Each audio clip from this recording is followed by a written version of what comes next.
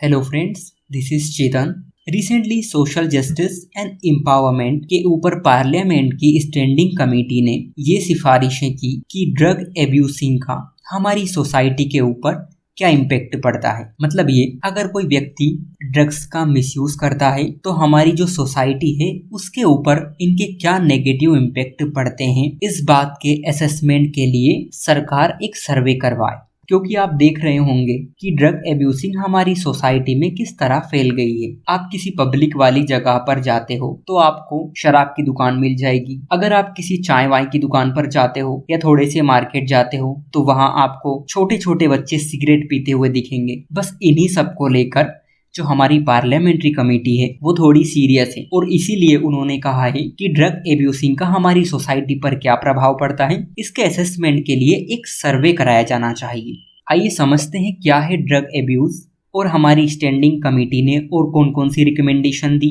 साथ में ये भी देखेंगे कि ड्रग एडिक्शन का हमारी सोसाइटी पर क्या इम्पैक्ट पड़ता है और साथ में ये भी देखेंगे कि गवर्नमेंट ने कौन कौन से स्टेप्स इस दिशा में लिए हुए हैं। ठीक है, देखिए, ड्रग एब्यूज का मतलब होता है कि दवाओं का दुरुपयोग करना। इसको हम इस तरह समझ सकते हैं कि किसी ड्रग्स का इलीगली या फिर हार्मफुली यूज करना जिसके नेगेटिव परिणाम निकल कर आते हो, बस यही है, इसे ही ड्रग एब्यूसिंग कहते हैं। अब समझते हैं कि जो पार्लियामेंट की स्टैंडिंग कमेटी है उसने और क्या क्या कहा। सबसे पहले उसने कहा कि हमारी मिनिस्ट्री ऑफ होम अफेयर्स ने 2016 में committee of narcotics coordination centre को सेटअप किया था। इस कमेटी की रेगुलर मीटिंग हो और ये अपने काम काज की हमेशा समीक्षा करता रहे।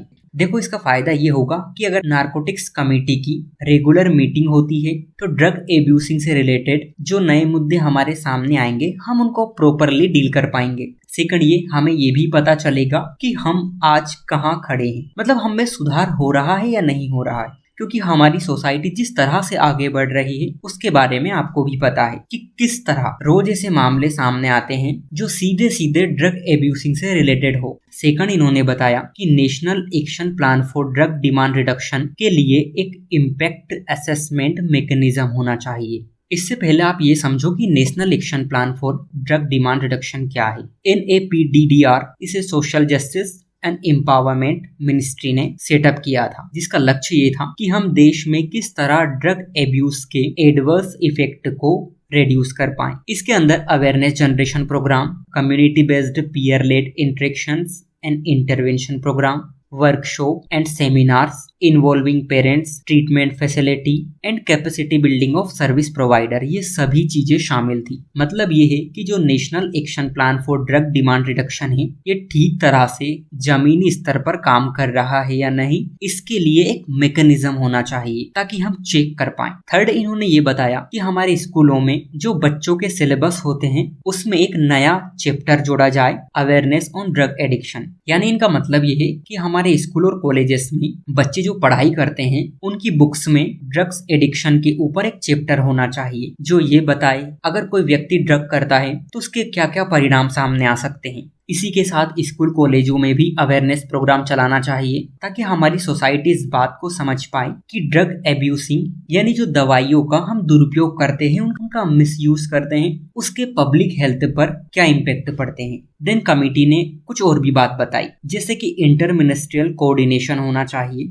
फॉर एग्जाम्पल, जो हमारी एजुकेशन मिनिस्ट्री है उसका कोऑर्डिनेशन हमारी सोशल मिनिस्ट्री के साथ होना चाहिए ताकि हम मुद्दों को आपस में इंटरकनेक्ट कर पाएं, बेहतर कोऑर्डिनेशन कर पाएं ताकि हम सॉल्यूशंस पर जल्दी पहुंच सके। ये कुछ मेन बात थी जो पार्लियामेंट्री कमेटी ने की, लेकिन मेन मुद्दा ये है कि इसका हमारे ऊपर क्या नेगेटिव इम्पैक्ट पड़ता है। देखो, आप इस टॉपिक को ना 3-4 पार्ट में डिवाइड कर सकते हो। फॉर एग्जाम्पल कि इंडिविजुअल यानी व्यक्तिगत रूप से क्या इम्पैक्ट पड़ते हैं, फिर फैमिली पर इसका क्या इम्पैक्ट पड़ता है, हमारी सोसाइटी पर क्या इसका इम्पैक्ट पड़ता है, देन नेशनल और इंटरनेशनल लेवल पर इसका क्या इम्पैक्ट पड़ता है। मतलब ये कि आप इन्हें 4-5 पार्ट्स में डिवाइड करके देख सकते हैं ताकि हमारी अंडरस्टैंडिंग बेहतर हो। समझते हैं पहले कि इंडिविजुअल लेवल पर इसका क्या इम्पैक्ट पड़ता है। सबसे पहले हमारी फिजिकल हेल्थ कमजोर होती है क्योंकि लोग स्मोकिंग करते हैं, इसलिए उनके फेफड़े खराब हो सकते हैं। फिर इससे मेंटल हेल्थ डिसऑर्डर्स भी होते हैं, फॉर एग्जाम्पल डिप्रेशन, एंजाइटी, इस टाइप से। लोगों को मेमोरी लॉस की समस्याएं भी होती हैं, उनका कंसंट्रेशन नहीं बन पाता, ये मुद्दे भी हमारे सामने आते हैं। अगर लोग जॉब करते हैं तो उनकी प्रोडक्टिविटी पर भी इसका इम्पेक्ट पड़ता है, क्योंकि उनका काम पर ध्यान कम होगा और उन फालतू चीजों पर ज्यादा ध्यान होगा। फिर लोगों की जेबों पर भी इसका असर देखने को मिलता है। फॉर एग्जाम्पल, आपने देखा होगा कि एक बड़ा हिस्सा, एक बड़ा तबका अपने ज्यादातर पैसों को ड्रग्स, सिगरेट, शराब, इन सभी चीजों में खर्च कर देता है और इसी के साथ कोई क्रिमिनल इन्वॉल्वमेंट भी इसका हो जाता है। अब समझते हैं फैमिली पर इसका क्या इम्पैक्ट पड़ता है।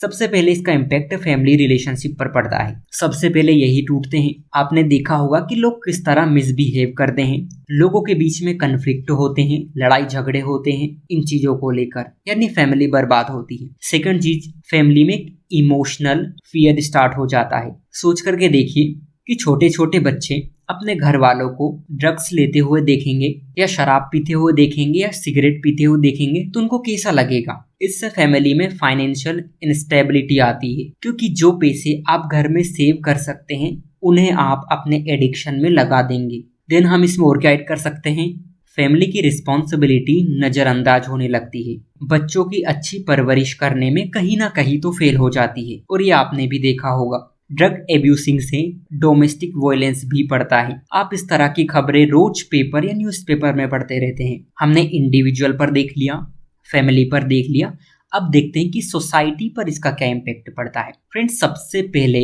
जब भी सोसाइटी की बात आती है तो पब्लिक सेफ्टी हमारी प्रायोरिटी में होती है, यानी कि पब्लिक सेफ फील नहीं करते।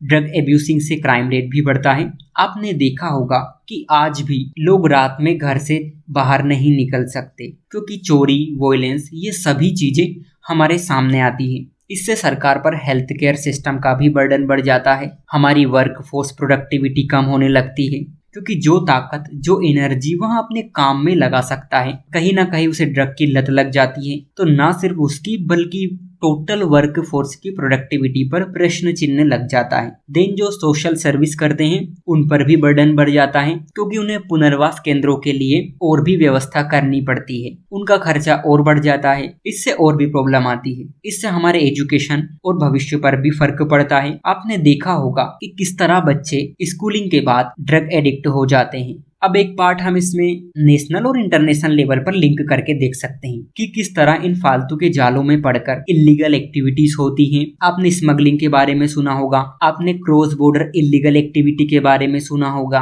आपने ट्रैफिकिंग के बारे में सुना होगा। ये सब क्या है? ये इसी के तो परिणाम है। लेकिन सवाल ये उठता है कि हमारी गवर्नमेंट ने अभी तक क्या किया। फ्रेंड्स, हमारी सरकार ने बहुत सारे कदम उठाए हैं। फॉर एग्जाम्पल, नशा मुक्त भारत अभियान, जिसे 2020 में स्टार्ट किया गया था। ये एक तरह का ड्रग्स फ्री इंडिया कैंपेन था।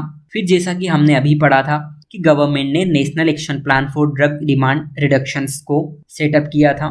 हमने 2016 में नार्को कोऑर्डिनेशन सेंटर भी स्टेब्लिश किया था, जिसे अभी थोड़ी देर पहले हमने देखा। फिर हमने national fund for control of drug abuse को क्रिएट किया, ताकि हम ड्रग ट्रैफिकिंग होती है उसके खिलाफ लड़ पाएं, पुनर्वास सेंटर को मदद कर पाएं और पब्लिक एजुकेशन पर थोड़ा खर्च कर पाएं, ताकि हम उन्हें अवेयर कर सकें। देन 1985 में हमने national drugs and psychotic substance act पारित किया था, जिसने नार्कोटिक्स कंट्रोल ब्यूरो को सेटअप किया था। देन 2012 में हमारी पॉलिसी आई थी जो narcotic drugs and psychotropic substance पर आधारित थी। बट इन सभी चीजों के बावजूद भी हम कहीं ना कहीं ड्रग एडिक्शन को रोकने में नाकामयाब रहे। हमारे इतने प्रयास, हमारे इतने सारे खर्चे करने पर भी हम इन इलीगल गतिविधियों को रोक नहीं पा रहे हैं। शायद इसीलिए जो हमारी पार्लियामेंट की स्टैंडिंग कमेटी ने रिकमेंडेशन दी कि कम से कम हम एक सर्वे तो करें कि हमारी सोसाइटी पर इनका क्या इम्पैक्ट पड़ता है। देन हम डिसाइड करेंगे कि नेक्स्ट हमारा जो कदम होगा, जो हमारा एक्शन प्लान होगा,